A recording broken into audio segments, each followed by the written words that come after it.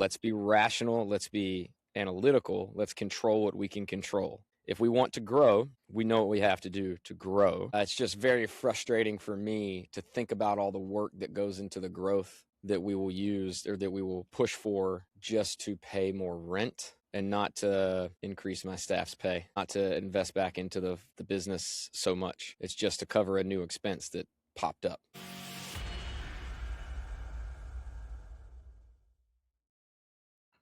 Hey guys, welcome back to another episode of Brotherhood Beyond Business podcast.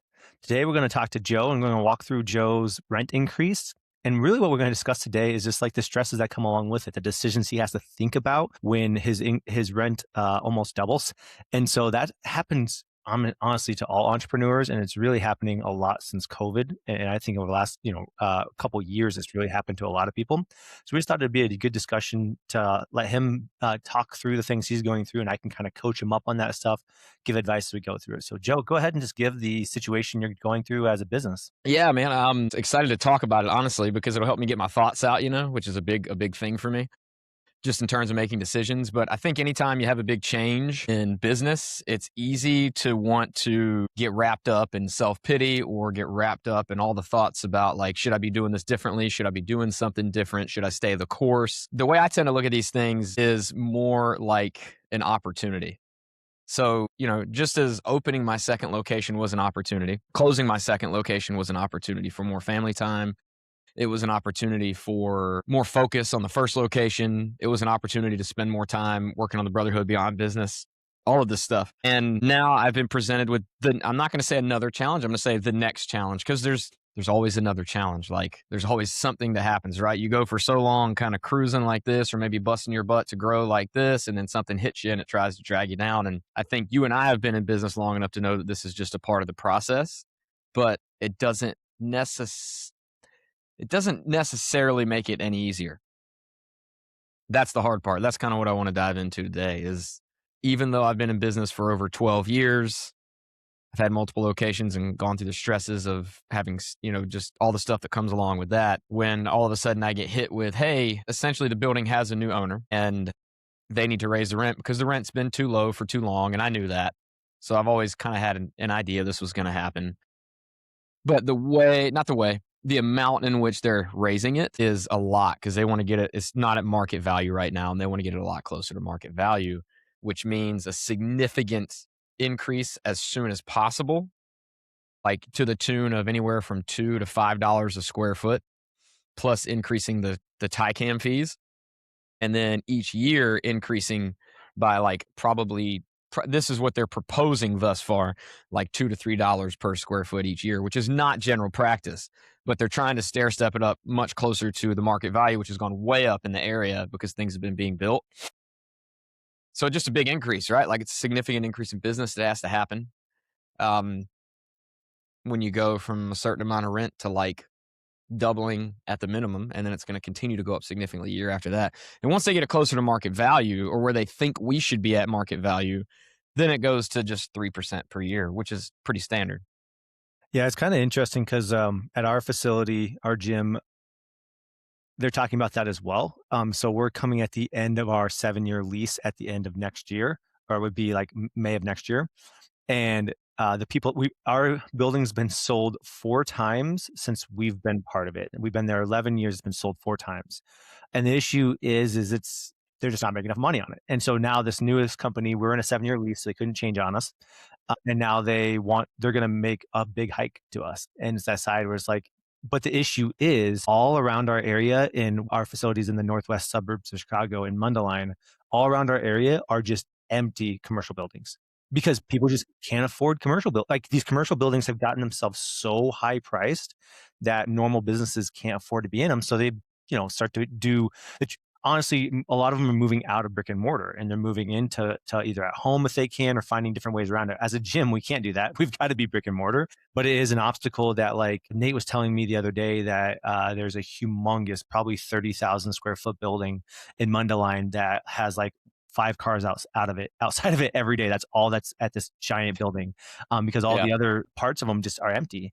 So it's just kind of interesting that when you're going through, it's like, I know they want to get companies try to, they're trying to get it to market value or whatever, but it's like, it's kind of like house prices. House prices are so out of their bounds that people can't afford them. Well, you just can't keep raising it, because if you can't afford them, you're eventually going to run out of supply and demand, because now there's so much supply, not enough demand. So things got to come back down. I don't know. I'm in your area. It sounds like it's still growing, but in Mundelein, our area is like, I wouldn't say it's not growing, but the brick and mortar commercial side's not. Man, I live in I would assume a much smaller area than where you live. It's very, like you can see this house behind me. That's not my house, but I'm definitely in the suburbs. There's not a lot of industrial spaces like that around here unless they're kind of hidden. I'd have to go find them, because everything here is based on this one main highway that runs through the town, and everything's kind of built on that highway, not a lot off the highway.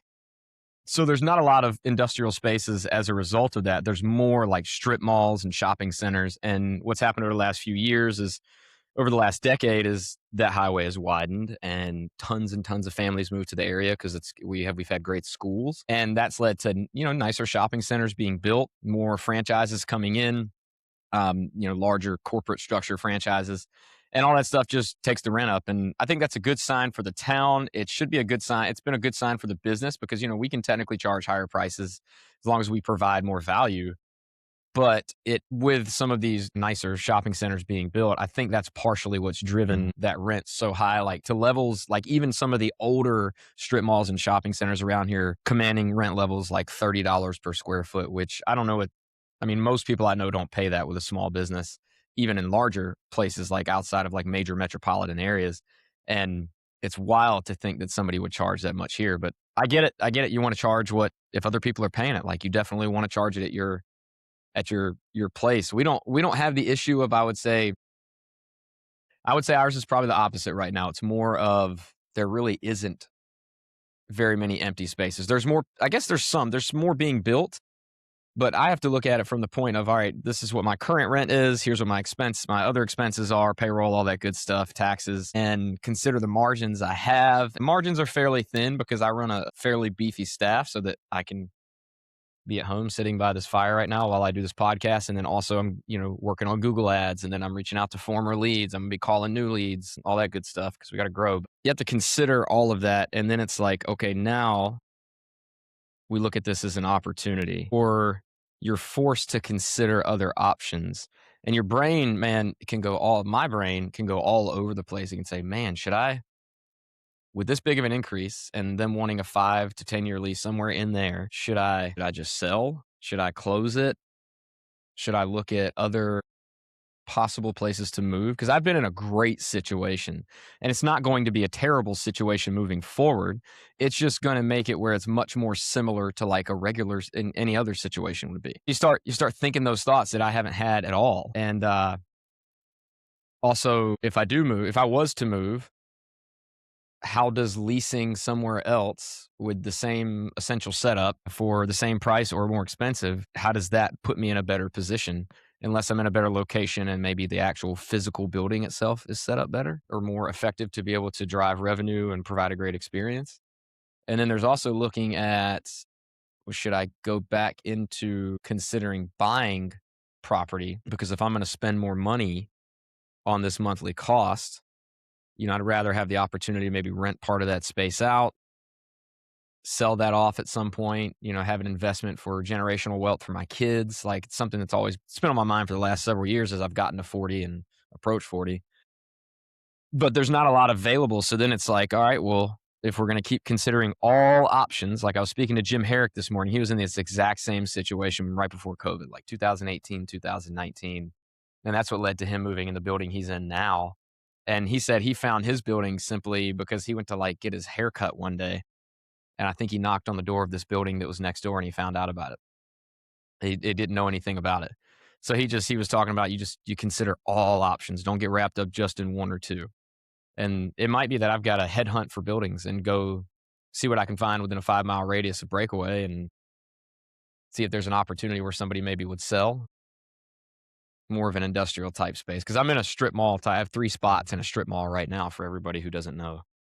Yeah, one thing I would say to that is it also gives you a little peace of mind, because if you do go around and research all these other commercial buildings, you just find out like, hey, rent's the same everywhere. So why would I even spend the time trying to move? So it gives you a little, we did that it would have been 2019, right before COVID. We were looking for a new property, a new place to put our facility. And we just found out like places didn't, in where we are in Moneyline, places didn't want to take on gyms because gyms take up so much parking.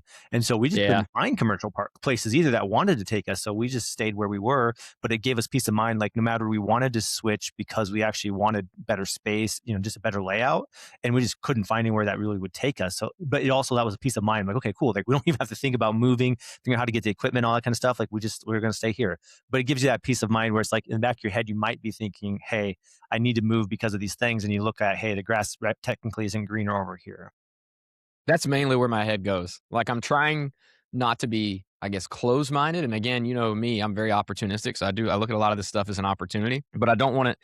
If there's anything I've learned through having multiple locations, it's, sometimes these opportunities, you got to be willing to deal with all the extra stress that comes along with it, the financial burden and all that stuff. And there's times in life when it's a good time to do that. There's times in life when it's not. You really don't know. But I mean, really, and no time is great. You just have to stick it out. You got to work through it. But that's where my head initially goes is just, okay, let's be rational. Let's be analytical. Let's control what we can control. If we want to grow, we know what we have to do to grow. We have to do it more. We have to do it harder. We have to do it longer to be able to afford this new rent that's going to be going up over the next few years.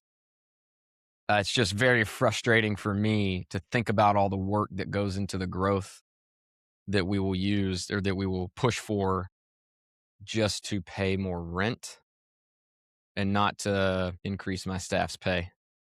Not, you know what I mean? Not to invest back into the business so much.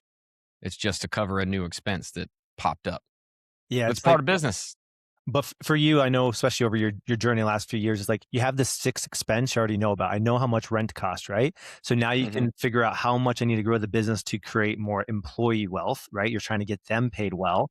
And the obstacle is this one fixed expense just went out quite, it was, it wasn't a 3% increase. It was a decent enough jump to be, okay, now how far does that push my employee increase in wages back? Because now we've got to figure out how to make up this, $2,000 a month or whatever it is. We have to make up this gap first before we can now increase their salaries more. So it's tough in an economic situation where you as a business are taking on a bigger economic cost. And then the employees also have the economic cost of naturally all of our expenses in the United States going up. So it's like, it's a tug of war there. Yeah, and then it turns into the only way that you communicate to your employees that, because we're a small business and we can tell them this, like, look, we've got a significant increase in expenses. And you want to convey strength and calmness and assertiveness to your employees, but you also want to be authentic. So, I mean, and that's not that hard to do. We have a great staff. They're all very bought in. They're all good, high character people. I have to just communicating with them. I want to make sure I communicate it the right way. I don't want any of them feeling like shaken or like unsure about their job or anything like that. And it turns into we got to look at business. We got to look at growing, like you're talking about. You can grow employees' salary through specific services and also grow the revenue in the business. It's just not the employee gets a percentage of that revenue. That's just part of how we pay our employees. So it can be done at the same time, but I think the wise thing to do, really what you're alluding to, is we don't focus on growing employee salaries right now. We focus on growing overall revenue for the business. Ideally recurring revenue, because rent is a recurring expense. And that's what I'm going to do. I mean, I've got it. I know what I'm supposed to do. I've got a hierarchy of who to go after to try to increase business, starting with current clients and then going to then going to referrals or former clients, and then looking at referrals and bring a friend, things like that. And then ads are running, so continuing to do what we do with ads, getting Google Ads launched, and then I've got a call with my other mentor today too, so we'll be able to hash out a plan as well. So everything's in place. I think maybe because I've got a little bit of time, the thing that I'm probably worst at that I've had to learn to be is patient. And like, there's this balance between like, all right, I need to go after, I have no choice. But like, this call didn't happen until this time where we can discuss this. The call with my other mentor doesn't happen until later today. So it's just, I got to be patient to get that plan together. But I also have to balance that with, hey, don't spend too much time putting the plan together. Like, let's take action. We got to take at least one step every single day to grow. Like I can't just keep, I spent like 15 minutes starting this fire earlier. That wasn't the best decision, but I'm going to sit out here all day long, and I'm going to get work done by the fire. And then I'm going to continue into the night for a little while too, just because the fire's going. It's going to be like 30 degrees here tonight. Yeah, one thing that I would recommend that I think most entrepreneurs don't do a great job of is as expenses increase in one category, dig through your other expenses and see if there's something that might have been escaping you that's more than it should cost, right? So auditing your former expenses, say, hey, we're paying, we could get away paying this before. And we don't really use that, let's call it software. We don't really use that software that much. So maybe I can decrease that software, and it's not going to make up the increase, but especially when it's recurring stuff, can we get rid of $300 to $500 in a month of stuff? It's just a good chance to audit your current expenses. Yeah, I spent a lot of time on that with my annual planning before I even was thinking about this rent increase. And I can almost name every single expense for you that I have, and I can name what expenses I could, if I have like easy to cut, and then I have like if I had to, I could cut, and I could probably find like there's some that are like I've got like when I make a big equipment purchase, I'll do some sort of interest-free payment process so I don't hurt cash flow. And I also don't get charged interest. So I've got like 3 different payments for different equipment purchases. They're all going to be gone by March. And that's going to free up a little bit of cash flow. That's one of those things I always watch. I space all that stuff out so I can plan for it. So like we need new rubber flooring. I'll have to delay that until all this is settled out. But I know that I wasn't going to purchase new rubber flooring until this other interest-free thing is paid off so that cash flow is balanced out and expenses are managed. Yeah, I've got some things that I could cut if I had to, but I would really rather not. Yeah. I don't have a lot of like, well, that's easy right now. But sometimes it does help just to get an outside perspective from that too. Yeah. It's just something that I think most entrepreneurs don't always look at. You got to kind of dig through and see, like, when cash flow is higher, you can get away with little expenses that don't seem like they're a lot. And then all of a sudden you're like, man, I haven't used that in like 6 months, but I'm still paying for it, But it's because you have the cash flow. But when all of a sudden that tightens up, it's like, hey, let's get rid of some of that. And that's like business and personal budget, right? We do that on our personal budget all the time where it's like, man, we have that recurring subscription going, even though we really don't use that recurring subscription. Yeah. Yeah. I would say that's probably one of the first things that I did, or that you have to do. You got to monitor your expenses every month. I actually monitor mine weekly now. I go in and put in my expenses whatever's been charged thus far this month, I already have on a spreadsheet at the end of each week. All right, Joe, to wrap this conversation up, give me an action plan so that anybody that's watching this can kind of say, hey, here's like your step 1, step 2, maybe step 3 of how you're going to think through this process to give you like how to keep moving this forward, like you said. Well, let me divide that up. So, I'm always wordy. I like to talk. So first it's like, how am I going to think through it?